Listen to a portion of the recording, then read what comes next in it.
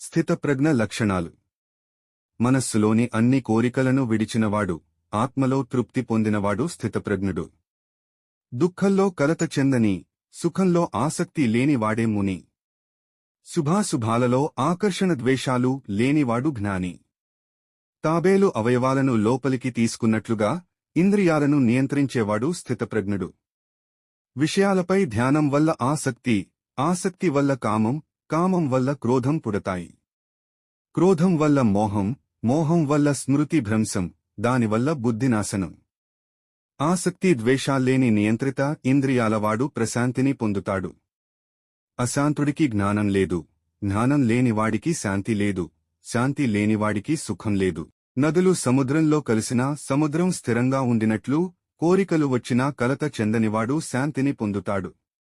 కోరికలు, అహంకారం విడిచినవాడు శాంతిని పొందుతాడు.